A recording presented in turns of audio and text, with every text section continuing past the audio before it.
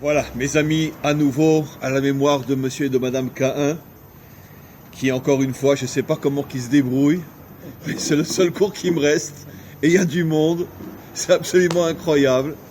Ils ont vraiment, à mon avis, un srout là-haut absolument incroyable. Et la vérité, c'est que c'était des gens extraordinaires, et qu'on n'a aucun doute que là où ils sont, ils regardent chaque lundi le cours de là où ils sont. En tous les cas, on est à la veille de Pourim, on continue bien sûr à parler de Pourim, et on va commencer par une phrase que vous connaissez tous et toutes, mais qui est d'une certaine manière, telle qu'on l'entend et telle qu'on la comprend, si on ne creuse pas à l'intérieur, une phrase très choquante. On nous dit que l'on doit boire, ça c'est magnifique, on doit boire à Pourim jusqu'à ce qu'on ne fasse plus la différence entre Arour Aman et Barour Mordechai. On doit donc boire jusqu'au point qu'on est tellement méboulbal, on est tellement, on pourrait dire, perturbé, sous, qu'on n'arrive plus à faire la différence entre maudit Aman et béni soit Mordechai. Alors, on est habitué, on la connaît cette phrase depuis qu'on est né, mais elle est extrêmement choquante. Si je le dis en français, ah bon, on doit boire jusqu'à ce qu'on ne fasse plus la différence entre maudit soit Hitler et béni soit le Rabbi de Lubavitch? C'est ça ce que ça veut dire? Non mais attends, ils se foutent de nous ou quoi? Et non, je refuse de boire jusqu'au point de ne pas faire la différence entre maudit soit Hitler et béni soit tel ou tel juste. Qu'est-ce que ça veut dire? Alors évidemment, comme vous le savez, la Torah, ce ne sont que des codes. Et les enseignements des maîtres d'Israël sont encore plus codés que les codes eux-mêmes. Et malheureusement, si on reste uniquement au niveau de la première explication, soit on ne comprend rien, soit on arrive à des conclusions comme la mienne aujourd'hui, que c'est très très choquant de nous demander de ne plus faire la différence entre Hitler et le Rabbi Lubavitch ou un autre tzaddik. Mais bien évidemment, quelque chose de beaucoup plus profond se cache derrière ça, et on va essayer de pénétrer et de décoder et de comprendre ce qui se passe derrière une phrase qui, vue de l'extérieur, est absurde. Alors, vous savez que nos maîtres se posent la question, on va le voir pour Esther aussi, d'où vient Aman? Y a-t-il une référence au mot Aman dans la Torah elle-même? Et nos maîtres donnent une référence, ils disent, c'est au sujet de l'arbre interdit qu'ont mangé Adam et Chava. Une fois qu'ils ont mangé, Hachem s'est adressé à Adam, il lui a dit Hamina etz asher amarti lecha lo tochal achalta. Est-ce que tu as mangé de l'arbre que je t'ai interdit de manger? Et en hébreu, vous savez qu'il n'y a pas de voyelle en hébreu, c'est marqué Amin, He, Mem, Nun, Aman. Et donc, on peut lire Amin, on peut dire Aman. Quel est le secret qui se cache derrière ça? C'est-à-dire que nos maîtres veulent nous faire comprendre que l'origine de Aman, Aman qui est Amalek bien sûr, vous savez tous que Aman est un descendant direct d'Amalek, donc je préfère dire Amalek plutôt que Aman. Enfin bon, peu importe, dans Pourim on parle de Aman. En vérité, l'origine de Aman, l'origine d'Amalek, vient de Amina etz achalta. Est-ce que tu as mangé de l'arbre? Ce qui veut dire que la Torah nous révèle ici un secret, que l'origine, la naissance de Aman, de Amalek, c'est la faute de Adam Arishon. Et dans Aman, il y a aussi Mana, c'est le quotient, c'est quelque chose de beaucoup plus petit. C'est Mana, ça veut dire le quotient dans une division, c'est quelque chose de beaucoup plus petit. une mesure. Une mesure, voilà. Oui, aussi, c'est vrai. Mais en tous les cas, donc on voit que l'origine de Aman, Amalek, qui représente le mal qui va accompagner toute l'histoire humaine, puisque, on le sait, Hachem dit « Milchamal Hachem ba'Amalek midor dor » Hachem se bat contre Amalek de génération en génération, et le Balatourim explique, je l'ai déjà dit des milliers de fois, il fait la gematria de midor dor ad biat HaMashiach. Ça veut dire que jusqu'à la délivrance finale, toutes les générations sont confrontées à Aman Amalek. Aman Amalek, apparemment, on pourrait croire que c'est celui qui ne s'attaque qu'aux Juifs, mais en vérité, comme on le sait très bien, Israël est le laboratoire expérimental de l'humanité tout entière, Et donc, toute l'humanité existe au niveau du microcosme dans le peuple juif.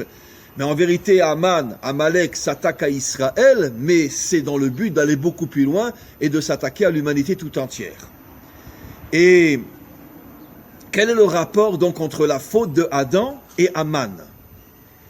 Alors, bien évidemment, vous imaginez, vous le savez, mais je suis obligé de le répéter, la faute de Adam Arishon contient toute l'histoire de l'humanité.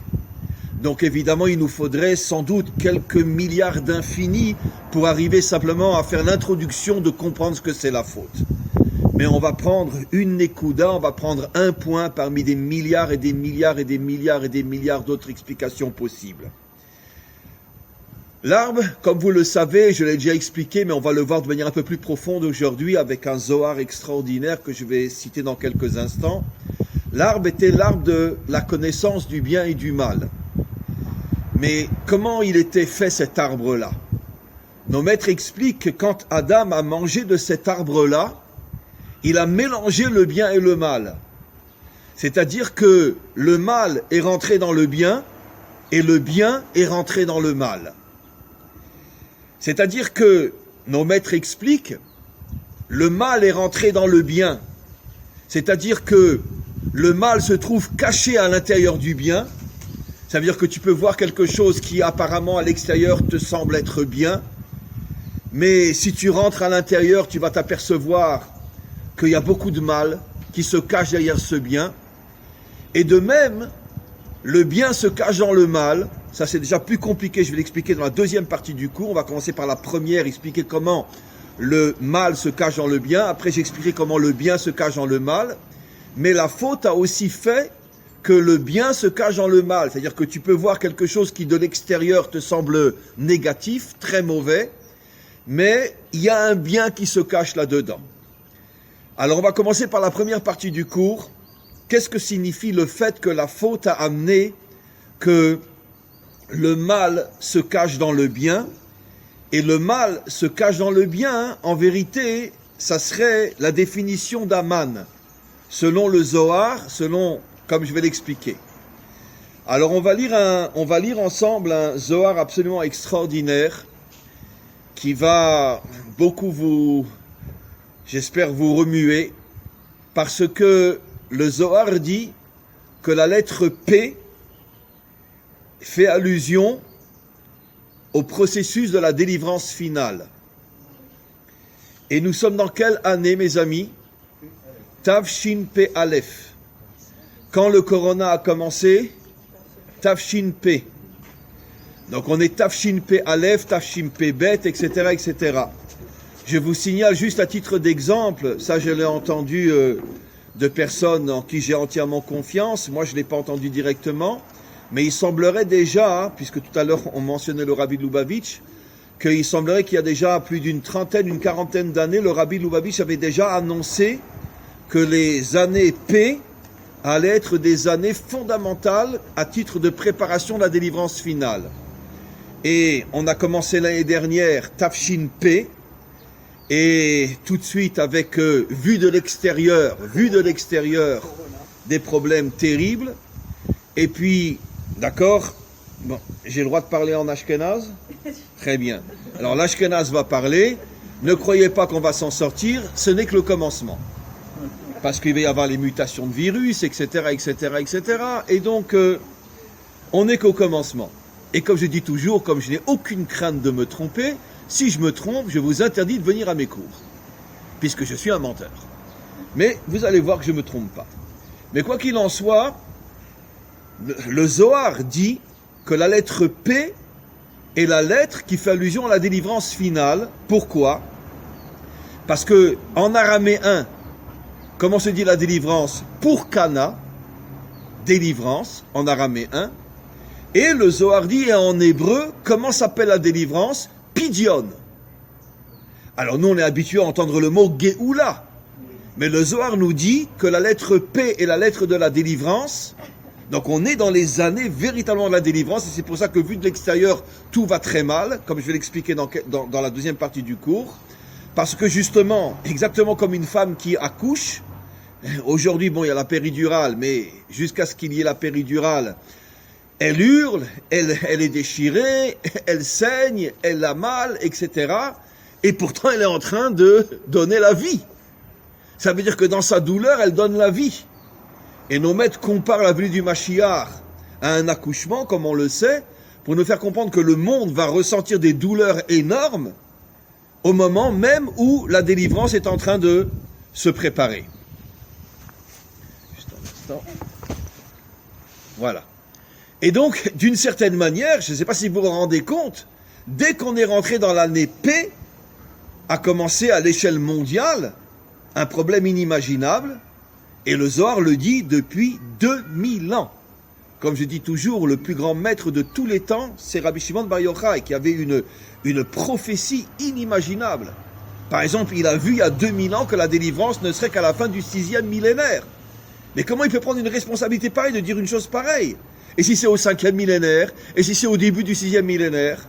Eh bien, on est au 6e millénaire et on attend toujours la délivrance. Et Rabbi Shimon Bar Yochai, il a annoncé il y a 2000 ans déjà, au début du dernier exil, au début du 4e exil, qui est l'exil de Édom. Et il ne s'est pas trompé. Parce que si le Mashiach vient maintenant, on est quand même à la fin du 6e millénaire. Et donc, il rajoute, encore une fois, que la lettre P, dès qu'on va rentrer dans l'année P, on rentre dans le Ta'alir, on rentre dans le processus de la délivrance finale. Comment ça va? Ne vous cachez pas derrière mon dos.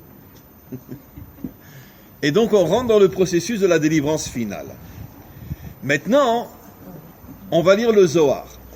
Le Zohar dit que la lettre P, écoutez-moi bien parce que c'est très important, la lettre P est venue devant le maître du monde et lui a dit « Je voudrais être la première lettre de la Torah ».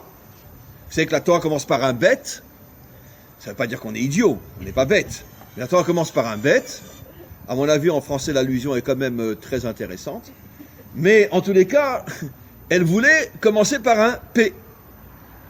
Et Hachem lui dit, pourquoi tu veux être la première lettre de la Torah? Mais parce que maître du monde, je veux donner de l'espoir au monde.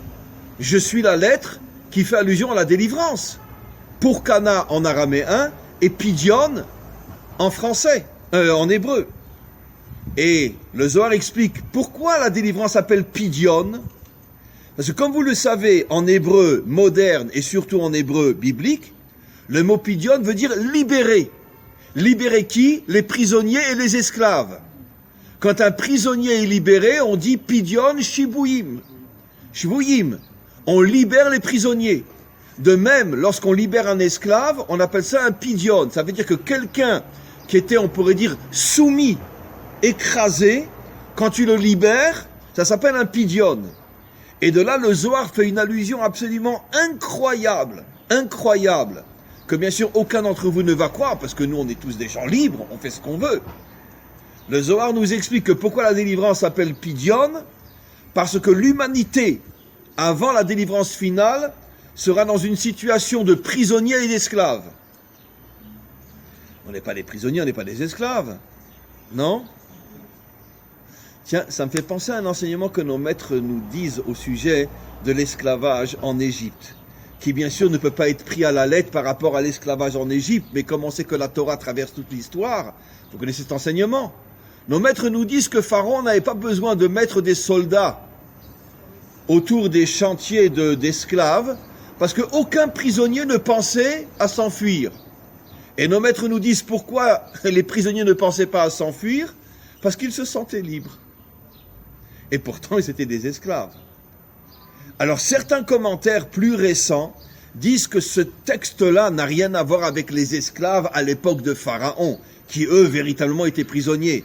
Mais comme la Torah, c'est pas nos ancêtres les Gaulois ou nos ancêtres les Hébreux, chaque enseignement des maîtres d'Israël traverse toute l'histoire, nos maîtres disent que cet enseignement fait allusion à la situation dans laquelle se trouvera l'humanité juste avant la délivrance finale. C'est qu'on sera tous des prisonniers et tous des esclaves, mais si tu demandes à quelqu'un, tu te sens prisonnier toi? Mais pas du tout, moi si j'ai envie d'aller faire du ski au Hermon, je vais faire du ski au Hermon. Hein. Pas du tout, moi si j'ai envie de regarder un film à la télé, je regarde un film à la télé, je suis pas un prisonnier, je suis pas... Alors comment on est des esclaves, comment on est des prisonniers? Parce qu'en vérité on est enfermé dans des systèmes à l'intérieur desquels on se croit libre, mais en vérité on est complètement, finalement, prisonniers, esclaves du système dans lequel on est enfermé.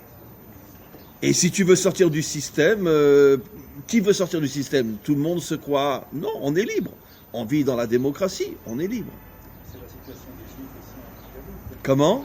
On était en exil pendant 2000 ans, on ne pouvait pas sortir. Maintenant qu'on peut sortir, ils ne veulent pas. Ben oui, et pourquoi ils veulent pas? Exactement comme à la sortie de Babylonie. C'est le dernier cours, les cours la semaine dernière. Quand Cyrus a dit à tout le monde de sortir, d'accord, qu'est-ce que les Juifs ont répondu? Bah attends, laisse-nous faire du pognon quand même. Voilà. Et donc, avec toi, on va faire du fric. Puisque tu es tellement bon pour les Juifs. Donc on reste. Et finalement, qu'il n'y a que 2% qui sont revenus en Israël. D'accord? C'est comme ça. Mais, Hachem leur a dit, ah, vous voulez rester faire du fric chez les Perses? Eh ben, on va vous envoyer à Cyrus et Haman. Très bien, on connaît l'histoire. Pourquoi on a lu la semaine dernière la parasha de Zachor? J'ai déjà dit, je m'excuse de le redire, souviens-toi. Parce que quel est le peuple qui a le moins de mémoire sur terre? Allez, on ne l'enregistre pas. C'est les Juifs. Avec tout ce qu'on a traversé pendant 4000 ans, et on continue, et on continue, et on continue. On n'a pas de mémoire. On n'a pas de mémoire, on continue. Heureux comme un Juif à Miami. Heureux comme un Juif dans le 16e. Heureux comme un Juif à Anvers. Heureux comme un Juif à Zurich. Bien sûr, on n'a pas de mémoire. Mais c'est comme ça. C'est pas grave, on continue. Donc, Pidyon signifie que le Zohar, il y a 2000 ans, fait allusion au fait que l'humanité sera dans une situation d'être des prisonniers, des esclaves d'un système qui nous fait croire qu'on est libre. On va le voir à la fin du Zohar, mais en vérité, on est tous prisonniers. Alors, c'est la raison pour laquelle le P dit à Hachem, aide-moi à être la première lettre.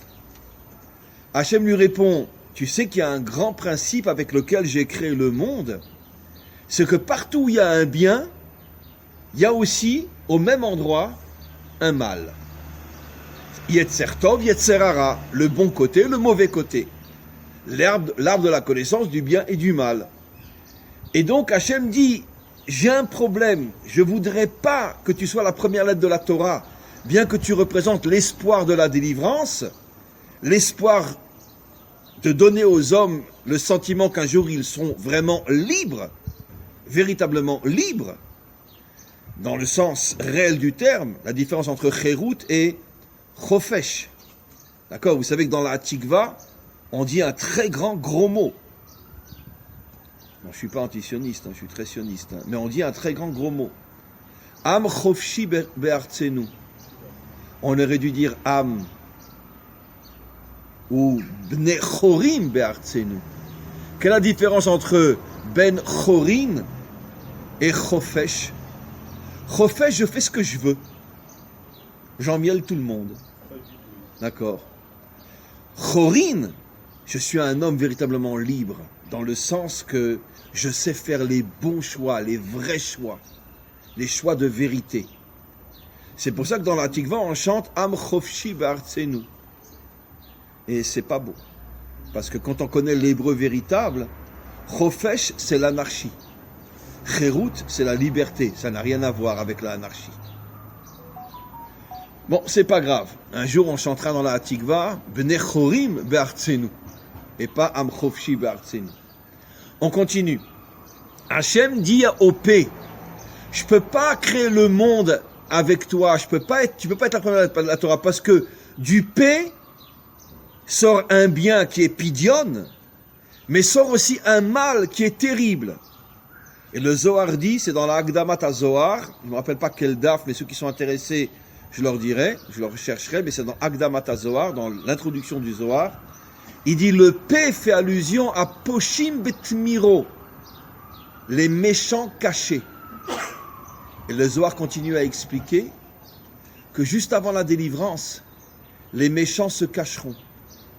Et le Zohar dit clairement, ils feront croire qu'ils sont des tzadikim, des justes, des gens humbles, des gens qui veulent le bien du monde, mais en vérité tout ça pour hypnotiser le monde et le détruire sans qu'ils s'en rendent compte.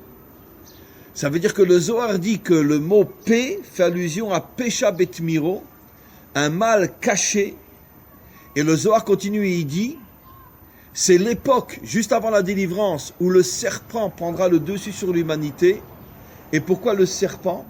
Parce que le serpent, il vient sans faire de bruit, personne ne sait qu'il est là, et quand il t'est déjà entouré et qu'il t'étouffe, c'est déjà trop tard, tu peux plus rien faire.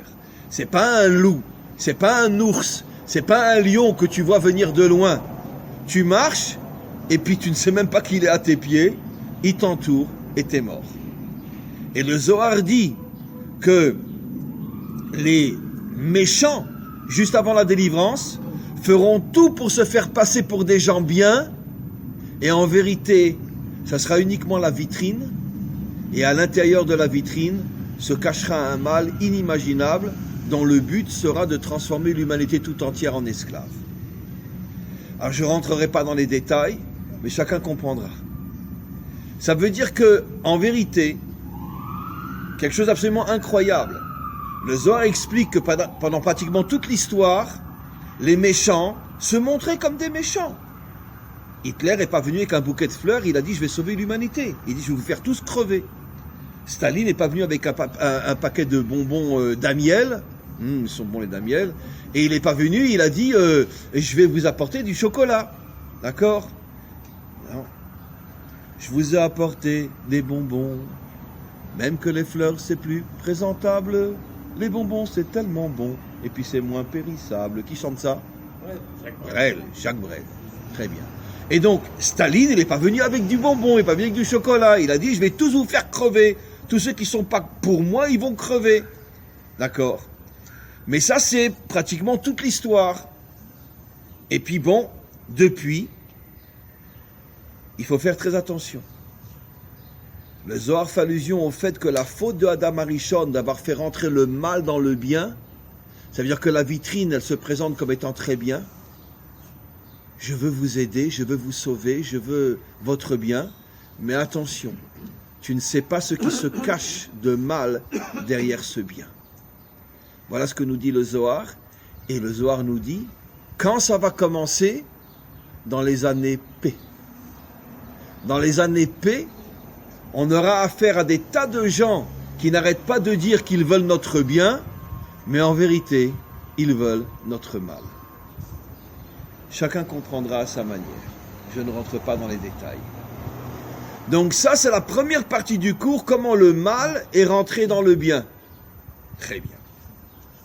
Je voudrais juste rajouter que le Zohar rajoute que où le mal se trouvera dans le bien, bon, je ne voulais pas le dire, je le dis quand même, au niveau des dirigeants du monde entier.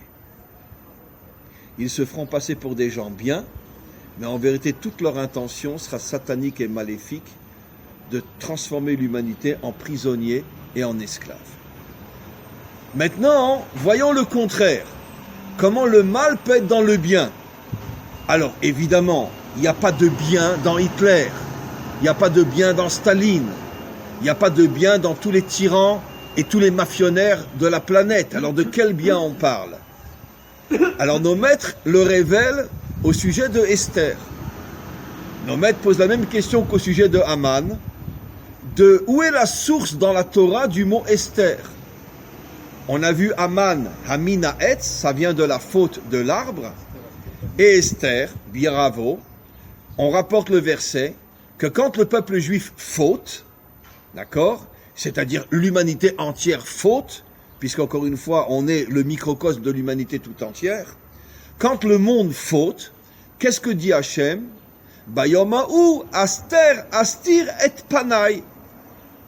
Quand vous vous comporterez mal, je cacherai ma face. Ça veut dire que je ne m'occuperai plus de vous. Comme quelqu'un qui t'énerve, tu dis, allez, va te faire voir, je m'en vais. Très bien. Quand on lit ce verset, et qu'on le prend à la lettre, et qu'on ne connaît pas tous les secrets qu'il y a derrière de ce verset, qu'est-ce qu'on peut dire? Hachem abandonne son monde, vous êtes des crapules, allez vous faire voir, d'accord? La débauche, l'idolâtrie, le meurtre, la corruption, allez vous faire voir. Je quitte ce monde et vous allez tomber entre les mains des méchants qui vont prendre le dessus de ce monde. C'est ce qu'on pourrait croire à la première lettre. Mais non. Nos maîtres nous disent, tenez bien, tenez-vous bien, car c'est d'une beauté incroyable, l'explication des maîtres. Le mot Esther vient du verset Aster, Astir et Panaï. Mais où elle était Esther? Elle était l'épouse de Assuérus. Elle était dans le palais d'Assuérus. Et qu'est-ce qu'elle a fait, Esther? Elle n'a jamais dit qu'elle était juive jusqu'à la fin. Toujours Assuérus lui disait, mais tu viens d'où? D'accord? Je viens de Bretagne. Très bien. Tu viens d'où? Je viens d'Alsace. T'as pas une tête d'Alsacienne quand même, hein? Tu fais un petit peu juive comme ça. Mais je suis pas juive, arrête de m'insulter. Donc, elle s'est cachée à l'intérieur de la maison de Assuérus. Et qu'est-ce qu'elle a fait? Elle a agi en cachette pour détruire Assuérus et Aman. Qu'est-ce qu'on comprend de là? Que quand Hachem nous dit « Je voilerai ma face de vous », c'est pas comme malheureusement la majorité comprenne, et grâce à nos maîtres on comprend ce que cela veut dire, « Je m'en vais de ce monde ». Non! Je vais rentrer dans le mal, je vais me cacher à l'intérieur du mal pour détruire le mal qui vous fait du mal. D'accord? Ça ne veut pas dire qu'on comprend comment ça fonctionne. Mais comme je le dis toujours, je le redis pour la 100 milliardième fois, d'accord? En 1945, on ouvre les portes d'Auschwitz. Après 5 ans d'un projet satanique d'exterminer le peuple juif, et 3 ans après, on renaît sur notre terre. Comment c'est possible? Le projet était d'exterminer les Juifs, et 3 ans après, on danse dans les rues de Tel Aviv et de Jérusalem, et on fête la renaissance d'Israël sur sa terre. 3 ans après. 3 ans après. Eh bien, qu'est-ce que ça veut dire? Ça veut dire que, attention, ne pensez pas que je comprends ce que je dis. Je ne comprends pas un mot ce que je dis, mais les faits sont là, même si on ne les comprend pas. Dieu se cache à l'intérieur du mal pour amener le mal à l'endroit qui est l'absolu contraire de ce qu'était son intention. Lui voulait exterminer les Juifs, et finalement, ce mal qu'il nous a fait a amené à la reconstruction de l'État d'Israël. C'est absolument incroyable. Et quand, et je l'ai déjà dit encore une fois 100 milliards de fois, mais c'est pas grave, je m'en lasserai moi jamais. Quand les premières centaines et milliers de Juifs ont commencé à arriver en Israël, à la fin du 19e siècle, début du 20e siècle, 90% étaient des Russes. Et pourquoi ils venaient? Pour fuir quoi? Pour fuir les pogroms. Ça veut dire que eux croyaient nous détruire, et c'est eux qui ont mis les graines de la résurrection d'Israël sur sa terre. Et la troisième exemple, parmi des milliers d'autres, comme je dis toujours, quelle est la plus grande sioniste de l'histoire de notre peuple? Isabelle la catholique. Ben c'est grâce à elle que pour la première fois, des centaines de Juifs ont commencé à revenir sur leur terre. Tout de suite après, pendant l'Inquisition. Que finalement, qu'elle avait fait un contrat avec tous les dirigeants de l'Europe, n'acceptez pas les Juifs qu'ils crèvent sur les routes, jusqu'à ce qu'un jour, des centaines de Juifs se sont dit, ben, au lieu de crever en Europe, retournons sur notre terre. Et quelle est la première ville qu'ils ont reconstruite? Tzfat. Et qu'est-ce que dit Rabbi Shimon Bar Yochai 2000 ans, enfin pas 2000 ans avant, 1500 ans avant, qu'est-ce qu'il dit? Où le Mashiach se dévoilera pour la première fois? Dans la ville de Tzfat. Ça veut dire que qui c'est qui a amené la délivrance finale? Isabelle la catholique. Alors qu'elle voulait brûler tous les Juifs. Qu'est-ce qu'on comprend de là? On comprend de là que partout où il y a un mal terrible, qu'est-ce que fait Hachem? Il se cache dans le mal, et il amène le mal au résultat qui était l'absolu contraire de ce que le mal voulait faire. Et ça, c'est le symbole d'Esther. Maintenant, comprenez quelque chose. On va lire la Megillah, jeudi soir et vendredi matin. Qu'est-ce que Achashverosh a demandé? Achashverosh était un débauché comme on ne peut pas imaginer. D'accord? Ok, très bien. Il a demandé des bétoulottes. Il a demandé des vierges. D'accord? Il voulait être le premier. Il en a pris des milliers. Plusieurs fois par jour, il en avait des autres. Un débauché inimaginable. Esther, excusez-moi, elle était vierge? Non, d'après notre tradition, c'était l'épouse de Mordechai. C'était la nièce de Mordechai. On a le droit de se marier jusqu'à aujourd'hui encore avec sa nièce. On ne peut pas se marier avec sa tante, mais on peut se marier avec sa nièce. Et donc, elle était orpheline, elle avait perdu son père et sa mère quand elle était jeune. Mordechai l'a pris dans sa maison. Je ne sais pas, ils avaient peut-être 10, 15 ans de différence, peu importe. Et finalement, après, il l'a épousée. Avant qu'elle se fasse prendre par Achashverosh, ils vivaient mari et femme. Donc, automatiquement, elle n'était pas Betula. Alors, je vous pose une question que tous nos maîtres demandent. Comment se fait-il que Achashverosh est tombé amoureux d'elle alors qu'il avait demandé que des Betulotes? Il a bien vu qu'elle ne l'était pas. Alors pourquoi? Mais ça, c'est Hachem. Hachem a fait rentrer Esther dans la maison d'Achashverosh contre la demande d'Achashverosh. C'est bien un signe absolument incroyable pour nous faire comprendre que qu'est-ce que fait Hachem? Il prend le mal et il lui dit « Je rentre en toi » et je t'amène exactement à l'endroit contraire où tu voulais aller. Toi, tu vas te servir d'Aman pour détruire les Juifs, d'accord? Eh ben moi, je vais me servir d'Esther, qui est cachée dans ta maison, pour arriver au résultat contraire, car après la victoire de Mordechai et la mort de Haman, qui est devenu le peuple le plus proche de Assuérus après? Les Juifs. Qui est devenu le principal conseiller d'Assuérus? Mordechai. Ça veut dire que Assuérus qui voulait les mettre dans des camps, finalement, il va en faire son principal conseiller. D'accord? Je vais dire quelque chose qui va me faire vomir, mais je vais le dire quand même. Où le Magen David sur la queue d'un avion de El Al s'est posé pour la première fois après la guerre? À Berlin, en Allemagne. Bon, ça me fait vomir parce que je trouve que c'est pas juste. Mais d'un autre côté, la première fois qu'un Magen David se pose en Europe après la naissance d'État d'Israël, c'était pour des pourparlers au niveau des, comment on appelle ça, des pitsouyim en français, les dédommagements. Mais un avion israélien, bon, un petit avion, avec le Magen David, 3-4 ans après l'année, non, même pas, non, je crois que c'était dans les années 50, s'est posé à Berlin avec un Magen David. Mais vous imaginez ça, à Berlin, avec un Magen David? C'est incroyable. Vous savez qui est le seul qui s'est opposé à avoir les dédommagements nazis? Begin. Un vrai de vrai, lui. Il s'est opposé. Il y a eu des manifestations très violentes. Oui, il s'est opposé, mais personne ne l'a écouté, parce que le fric, c'est le fric. Mais il s'est opposé. Pourquoi il s'est opposé, Begin? Lui qui était un vrai de vrai. Pourquoi? Il dit, mais si vous acceptez l'argent des Allemands, c'est comme si d'une certaine manière, vous acceptez nouveau des relations avec eux. D'accord? Et laissez passer des siècles avant qu'on commence à leur dire bonjour, avec ce qu'ils nous ont fait.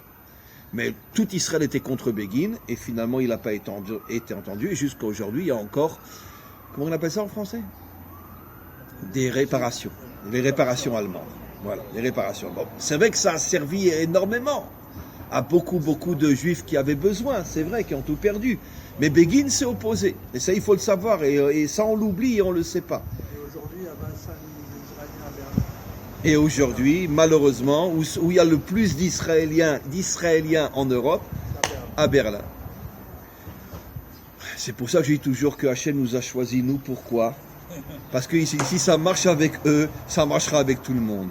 Parce que plus taré que nous, il n'y a pas sur terre. Mais c'est pas grave. Non, c'est vrai. Non, mais il faut le reconnaître. Attends, là où il y a le plus d'Israéliens en Europe, c'est à Berlin. Ah, dites pas qu'on est un peuple normal. Donc, c'est vrai que... Ils ont oublié. Ouais, ils ont oublié. Et 90% d'entre eux, c'est des Ashkenazim. Donc, ça veut dire que leurs parents, leurs grands-parents sont morts dans la Shoah. Et ils sont à Berlin aujourd'hui. Bon, écoutez. C'est pas grave. Encore une fois, si ça marche avec nous, ça marchera avec tout le monde. Alors, on continue. Bah, c'est quand même marqué dans la Torah qu'on est un peuple à la nucrède, non? Donc, même le bon Dieu, il dit qu'on n'est pas un peuple facile. Alors, faut pas arrêter de se prendre pour le peuple élu. On est un peuple compliqué. Et c'est avec nous que Hachem fait toutes les expériences de l'humanité tout entière. Et quand ça marchera avec nous, ça marchera avec tout le monde. Vous savez que il y a cette phrase extraordinaire, je l'ai déjà dit des milliers de fois. Bon, j'ai encore une demi-heure de cours, c'est bon. Rabbi Nachman disait, quand le Mashiach va venir, avec les nations, il va faire un petit miracle, et c'est bon, il les a dans sa poche. Avec les Juifs, ça va être un peu plus compliqué. Il va devoir faire 2 miracles pour les mettre dans sa poche. Et après, il dit, et avec les rabbanim, petit point de suspension. Comme pour dire que plus tu t'approches des vrais Juifs, plus ça sera compliqué pour le Mashiach. Incroyable, une phrase de Rabbi Nachman. C'est incroyable. Voilà. Ok? Non, mais ça va être très compliqué, parce que imaginez-vous, si le Mashiach vient, et c'est un Breslev, les Chabad vont dire, on n'en veut pas. Si il vient et que c'est un Lubavitch, les Breslev vont dire, on n'en veut pas. Si c'est un Dati Leumi avec une kippa sruga sur la tête, les Haridim de Bnei Brak vont dire, on n'en veut pas. S'il y a qu'une grosse kippa noire et des péotes, d'accord, et un chapeau, ou un streimel, les Dati Leumi ils vont dire, on n'en veut pas. Donc Rabbi Nachman ne s'est pas trompé quand il dit que ceux qui vont être le plus compliqués à l'accepter, ça va être les rabbanim, puisque chaque rab, il a sa propre tendance. Donc, comment qu'il va faire? Peut-être qu'il aura en même temps une kippa sruga, un chapeau, un streimel, et pas de kippa du tout. Je ne sais pas comment qu'il va faire pour pouvoir contenter tout le monde. Je ne sais pas. En tout cas, on continue. Maintenant, regardez. Cette histoire que Hachem cache Esther dans la maison de Assuérus, c'est en fait pour nous faire comprendre quoi? Puisque Esther est le symbole de « je cacherai ma face ». C'est pour nous faire comprendre que ne croyons pas que Hachem s'en va du monde. Non. Quand tout va mal et que malheureusement le mal explose à cause de nos fautes, qu'est-ce que fait Hachem? Il n'abandonne pas le monde. Il rentre dans le mal pour le manipuler et l'amener au résultat contraire de ce que le mal pensait faire. Maintenant, c'est sûr que nous, jusqu'à ce que les choses se réalisent, jusqu'à ce qu'on soit en 48, on doit passer de 38 à 45. Mais on arrive quand même à 48.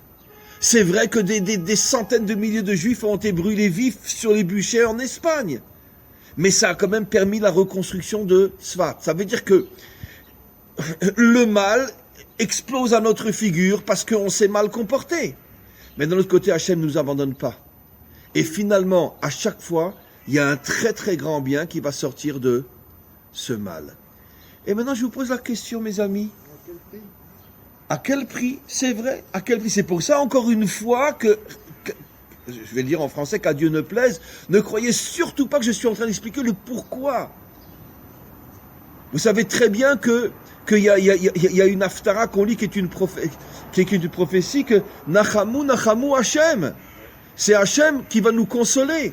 Et les commentaires expliquent pourquoi Hachem. Parce qu'au moment de la délivrance finale, tous les grands justes et tous les prophètes vont essayer de consoler Israël. Et Israël va leur dire, on ne veut pas de votre consolation. On veut que ça soit Hachem lui-même qui nous console. Et je vous garantis que quand Hachem va venir, d'accord, il va passer un sale quart d'heure. Mais je suis très sérieux. Mais très bien. Mais attends, on va pas se gêner. Dis-moi Hachem, je voudrais que tu m'expliques, d'accord? Comment se fait-il que toutes les mamans qui arrivaient devant les chambres à gaz avec un bébé dans les bras, d'accord, on venait, on prenait le bébé et vivant, on le jetait dans les fours? Ah, je veux que tu m'expliques Hachem. D'accord? Je veux que tu m'expliques. Oui, très bien. Je veux que tu m'expliques une autre histoire, comment une jeune femme comme ça fait du sport autour de son yeshuv, et vient quelqu'un et qui lui fracasse le crâne à coups de pierre, etc. Tu peux m'expliquer, Hachem? Mais il faut être courageux. Je suis pas contre Hachem, mais je veux comprendre. C'est pour ça qu'Hachem nous dit, Nachamu, Nachamu Hachem. Il n'y a que Hachem qui pourra nous donner les réponses. Aucun homme, même le Mashiach, ne pourra pas nous donner les réponses. Il n'y a que Hachem. Et je parle des Juifs, mais en vérité, d'accord? Je suis un Toussit ou je suis un Hutu. Dis-moi Hachem, d'accord? Tu peux m'expliquer comment c'est possible que devant mes yeux, j'ai vu ma femme coupée en morceaux, j'ai vu mes enfants coupés en morceaux avec les hachettes? Tu peux m'expliquer? Et je pourrais vous en raconter encore pire. Leur spécialité, je ne sais plus si c'était les Hutus ou les Tutsites, enfin, les uns faisaient ça aux autres, d'accord? Une jeune femme, il la prenait, il l'attachait à un mur, il lui ouvrait les jambes et il rentrait un grand morceau de bois. Mais vous imaginez cette souffrance inimaginable? Alors on n'a pas le droit de poser des questions à Hachem? Mais où t'es? Donc ne croyez surtout pas que je suis en train d'expliquer ou quoi que ce soit. Mais les faits sont malgré tout là. 45, on sort d'Auschwitz, 48, on danse dans les rues de Tel Aviv. Les pogroms Kishinev, Odessa, etc. Et des milliers de juifs arrivent en Israël et commencent à reconstruire la terre d'Israël. Kishinev, c'est 1881 et la première Aliyah, C'est, c'est 1881. oui, et Zichron Yaakov et tous ces yeshuvim-là ont été reconstruits en 82. 82, ça veut dire que les pogroms en 81 et les premiers yeshuvim de la terre d'Israël en 82. C'est incroyable. Donc, on voit bien que Hachem est là, mais on ne comprend pas. Et c'est pour ça qu'il y aura un grand règlement de compte au moment de la délivrance, avec kavod, avec respect. Mais je veux que tu m'expliques. Et il nous donnera des réponses. Parce que notre cerveau va monter à un niveau qui s'appelle, d'après la Kabbalah, le niveau de la Bina, qui est au-dessus de la compréhension humaine aujourd'hui, et on comprendra des choses qu'aujourd'hui on ne peut même pas essayer de commencer à comprendre. Parce que le cerveau de l'humanité va, comme les prophètes le disent, que la Chokhma s'étendra dans l'humanité tout entière, même chez les nations. Et ça permettra à l'homme de comprendre des choses qui aujourd'hui sont absolument incompréhensibles. Mais je reviens à mon cours. Mes amis, où est la première fois qu'on a vu que quelqu'un se cache dans la maison d'un tyran? Moshe. Mais Moshe, qui est appelé Goël Rishon et Goël Acharon. Parce que l'âme de Moshe, comme on le sait, va revenir dans le Mashiach. Comme on le sait. Mais regardez l'histoire de Moshe. Et c'est Hachem qui se cache parce que Moshe, c'est Hachem. Mais évidemment que c'est Hachem. Évidemment que c'est Hachem. Ils le mettent sur le Nil. On aurait pu imaginer, d'ailleurs, Moshe c'est Hachem à l'envers. Moshe c'est Hachem, très beau. Moshe c'est Hachem. C'est-à-dire que toute l'histoire de Moshe, c'est l'histoire de Dieu en vérité, qui se cache dans le mal, comme je vais vous le prouver dans quelques secondes. Mais ils le mettent sur le Nil. Mais une vague peut venir et il est noyé. Après, la fille de Pharaon le voit. La fille de Pharaon le voit, mais comment ils peuvent imaginer que la fille de Pharaon va sauver un youpin? Comment ils peuvent imaginer? Et la fille de Pharaon veut le sauver. Qui s'oppose à ce sauvetage? Eh bien, toutes les femmes et les servantes qui étaient avec elle. Elles s'opposent, elles lui disent, mais t'es folle, mais t'es malade, tu veux sauver un juif. Mais t'es malade. Mais elle le sauve. Et il grandit dans la maison de Pharaon. Mais quel est le message? C'est que Hachem se cache dans le mal pour le détruire de l'intérieur. L'histoire de Esther et l'histoire de Moshe, c'est la même histoire. La même histoire. Et regardez, le premier mois Nissan, le dernier mois Adar, pour nous montrer que du début jusqu'à la fin de l'histoire, Hachem se cache dans le mal pour le détruire de l'intérieur. Je ne dis pas qu'on n'en souffre pas, et ça on ne comprend pas. Mais quoi qu'il en soit, on arrive toujours au même résultat. De cette souffrance sort une lumière inimaginable. C'est ça l'histoire de Moshe. Donc on a l'histoire de Moshe, on a l'histoire de Esther, mais on a quantité d'autres histoires comme ça dans l'histoire qui nous montrent que finalement, le bien d'Hachem, pas le bien du méchant, le bien d'Hachem agit à l'intérieur. Et comment? David, avec le mot du temps, il a péché, il y a eu des morts, et au bout du compte, il va acquérir le mot du temps. Bravo, absolument. Quand il a péché quand il a compté les Juifs, etc. Absolument. Il y a eu une épidémie qui a tué des milliers de Juifs. Absolument. Mais en vérité, je pourrais élargir, vous avez 100% raison, élargir cet exemple, mais je l'ai déjà donné 10 fois, je ne voulais pas le redire. Lot avec ses filles, c'est la lignée de Ruth. Yehuda avec une prostituée, c'est la lignée du côté masculin, Peretz, etc. Et David, le premier vrai roi d'Israël, son père et ses frères pensaient qu'il était un bâtard jusqu'à ce qu'il soit couronné par Shmuel, comme vous connaissez l'histoire. Parce qu'il pensait que sa mère avait trompé, parce que sa mère n'avait pas osé dire qu'elle était venue à la place de la servante dans la chambre de son propre mari, pour pas faire honte à son mari. Vous connaissez l'histoire. Donc jusqu'à ce que Shmuel vienne oindre David, le propre père était persuadé que sa mère était une prostituée et que lui était un bâtard. Ça veut dire qu'on voit à chaque fois que le bien se cache dans un mal inimaginable. inimaginable, jusqu'à ce que tout d'un coup la lumière se dévoile. Nos maîtres disent, et ça c'est très important, c'est ça la véritable Emouna. La Emouna, c'est pas je crois en Dieu, d'accord? Je crois en Dieu, très bien, et ta sœur.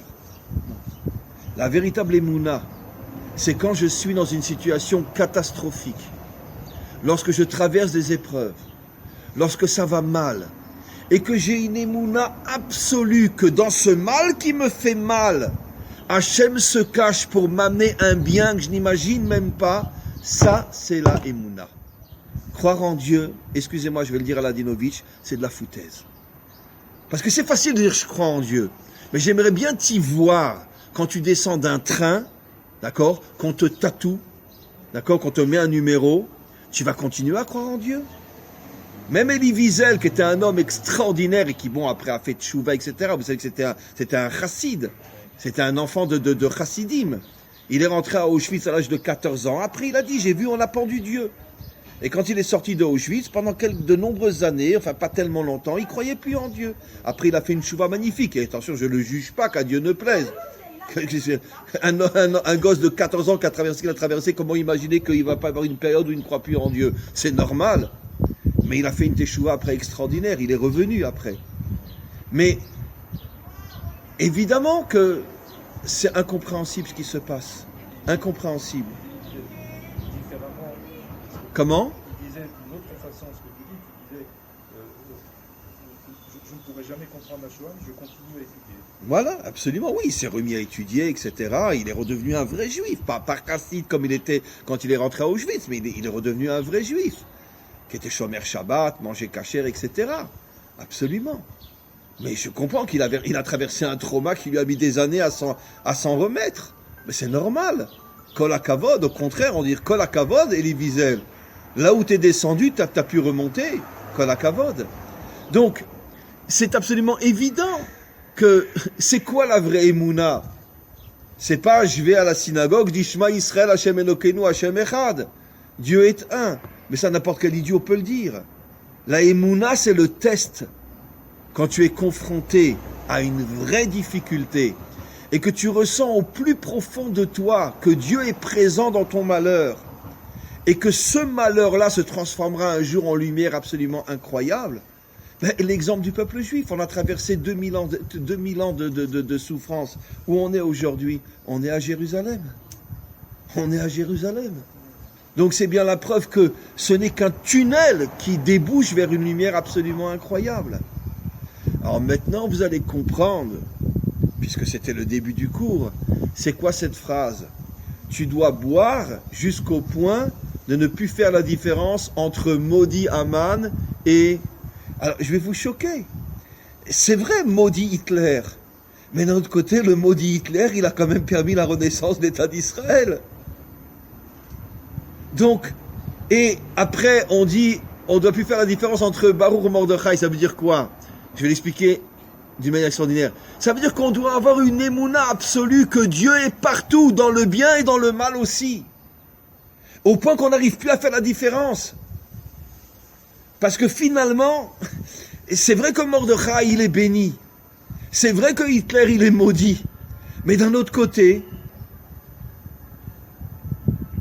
n'interprétez pas ce que je vais dire. Je le dis d'une manière la plus froide et la plus idiote possible. Va savoir s'il n'y a pas eu la Shoah, est-ce que l'ONU aurait décrété le droit au retour aux Juifs? Mais c'est sûr que non. C'est sûr que non. Et peut-être qu'on serait toujours aujourd'hui, malheureusement, dans le 16e, dans une belle maison. Avant la Shoah, la conférence d'Évian, il n'y a pas un pays qui a voulu... Mais évidemment. Évidemment. Pourtant, on dit bien que l'État d'Israël, c'est Dieu qui nous a fait un cadeau. Alors, je ne comprends pas très bien. En supposant qu'il n'y ait pas eu la Shoah, il n'y aurait pas eu d'État d'Israël? Parce que s'il n'y avait pas eu la Shoah, excusez-moi, cher ami, je ne sais plus s'il y aurait encore un juif sur terre aujourd'hui. Parce que l'assimilation, écoutez, nous en tant qu'Ashkenaz, on connaît tous cette photo où on voit le grand-père avec un grand chapeau sur la tête. On voit son fils avec le grand chapeau, les péotes et la barbe. Moi, je l'ai vu cette photo.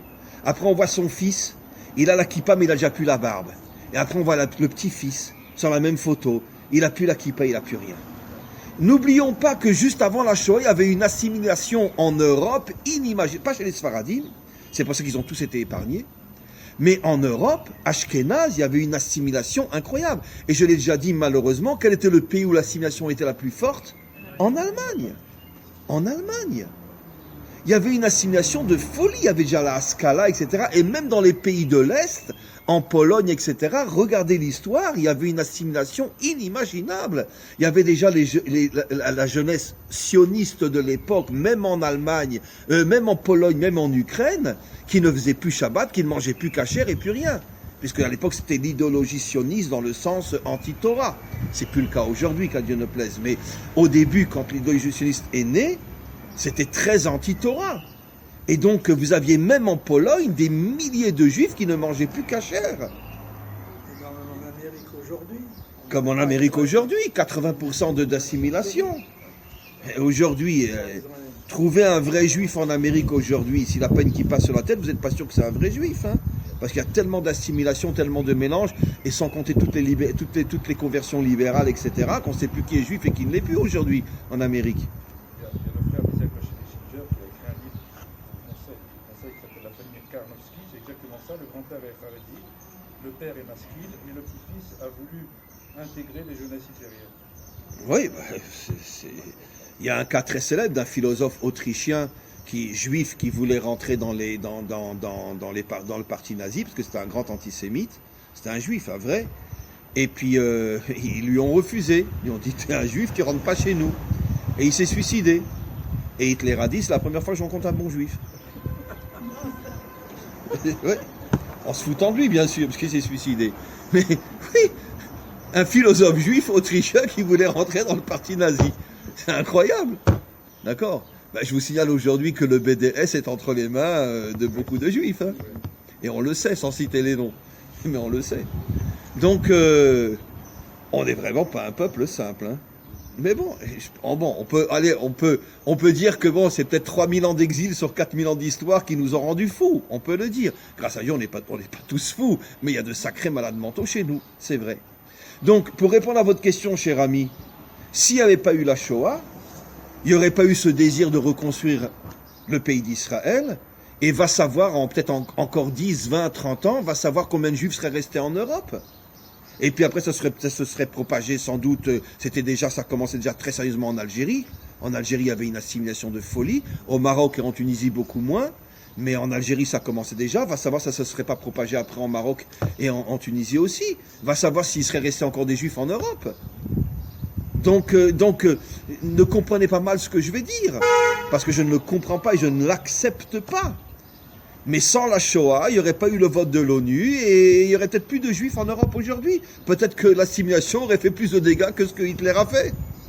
Et d'ailleurs, on le sait très bien, que l'assimilation de toute façon fait plus de dégâts que l'antisémitisme. On le sait, on en est témoin, comme vous le disiez. Regardez ce qui se passe en Amérique. Qui peut encore trouver un vrai juif en Amérique aujourd'hui? Il y en a, grâce à Dieu, mais en tout cas dans le juif standard moderne, on n'est pas sûr qu'il est juif. Donc, maintenant, on a donc compris. À Purim, on boit pour arriver, après je vais expliquer pourquoi on boit, à cette émouna qui nous fait comprendre, la vraie émouna, que dans le bien comme dans le mal, Dieu agit pour sauver l'humanité tout entière, en commençant par son peuple.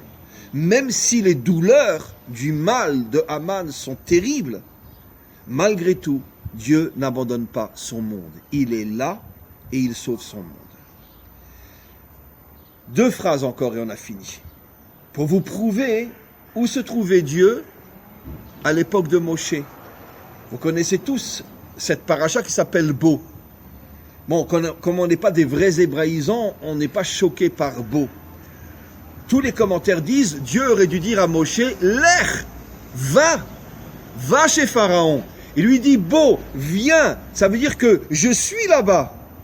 Et Bo, c'est aussi les trois dernières Makot aussi. Oui, Nachon, mais ça veut dire, la paracha s'appelle Bo dans le sens que, viens, je suis là-bas.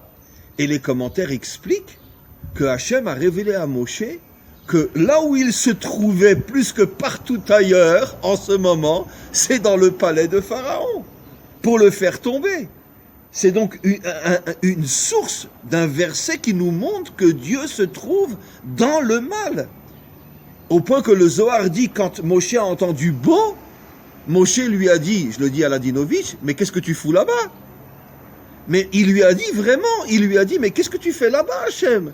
Quoi, tu es là-bas? Mais qu'est-ce que tu fais dans cette puanteur? À cette époque-là, Pharaon tuait 500 enfants juifs par jour. Et il se baignait dans le sang de 250 le matin et 250 le soir. Rachid nous dit ça. Il avait une baignoire de sang dans lequel il kiffait, il se baignait dans le sang de 250 enfants le matin, 250 enfants le soir. Et Hachem se trouve là-bas. Vous comprenez? C'est quelque chose d'absolument incroyable. Alors maintenant, on termine. On doit boire jusqu'à avoir la vraie émouna de savoir que même dans le mal, Dieu est présent. Et tout se terminera bien. Très bien. À condition qu'on ait cette émouna-là. Mais pourquoi boire? Pourquoi boire? Et qu'est-ce qu'on boit? Alors aujourd'hui, malheureusement, on boit toutes sortes d'alcool. Mais à l'origine, c'était quoi la boisson qu'on buvait à Purim? Le yaïn, le vin. D'ailleurs, jusqu'à aujourd'hui, je vous conseille de boire plus de vin que... Bon, à part l'anisette de Marseille. Parce que celle-là, elle est bonne. À l'anisette de Marseille. On peut l'acheter ici, hein. On la trouve à Auchera, dans la l'anisette de Marseille. Bon, alors le vin et l'anisette de Marseille. Très bien. Mais on doit quand même boire le vin. Dans le contexte biblique, c'est le vin. Il n'y avait pas d'anisette de Marseille à cette époque-là. Le vin. Comment?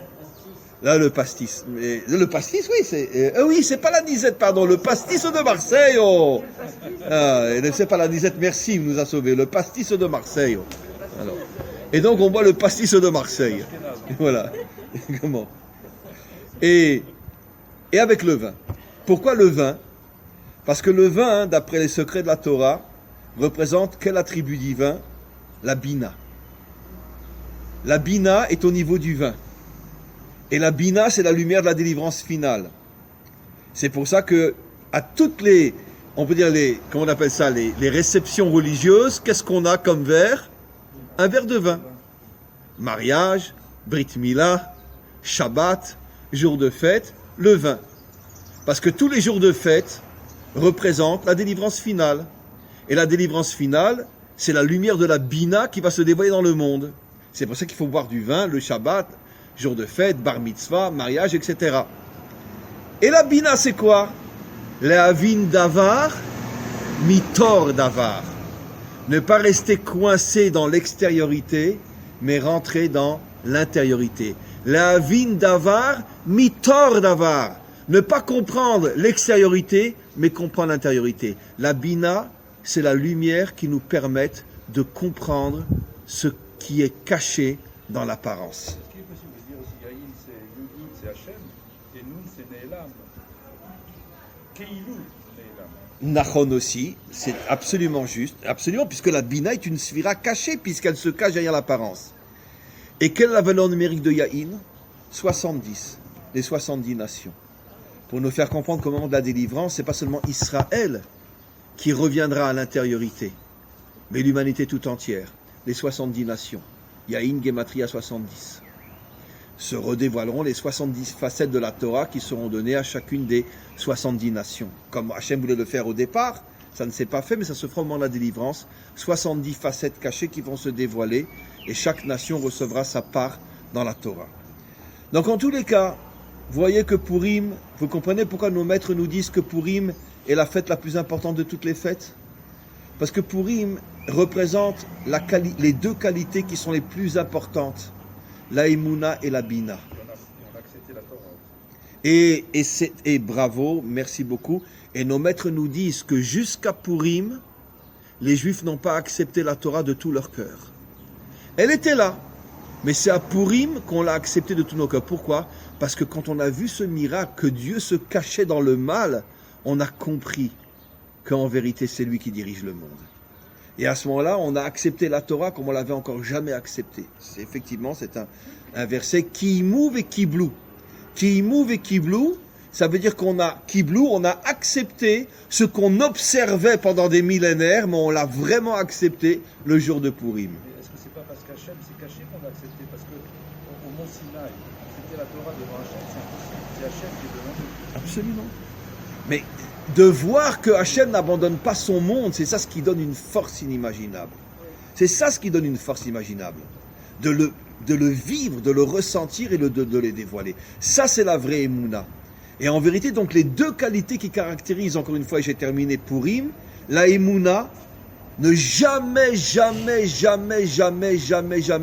sombrer dans le désespoir, même dans les moments les pires, parce que savoir que plus un moment est douloureux, et plus Hachem se cache dans cette douleur, et finalement une grande lumière sortira de cette lumière, si on a la Emouna, c'est elle qui nous amène vers cette lumière. Et la deuxième qualité de Purim, la Bina, savoir qu'on vit dans un monde où il faut faire tout pour ne pas tomber dans le piège du culte de la vitrine, mais chercher l'intériorité des choses. Et quand on cherche l'intériorité des choses, on découvre de grands secrets, parce que la vraie réalité, elle est cachée et elle n'est pas visible. Mes amis, une très bonne fête de Purim. Merci. N'oubliez pas deux choses, le vin et le pastis de Marseille. Merci beaucoup. Voilà. Ceux qui n'ont pas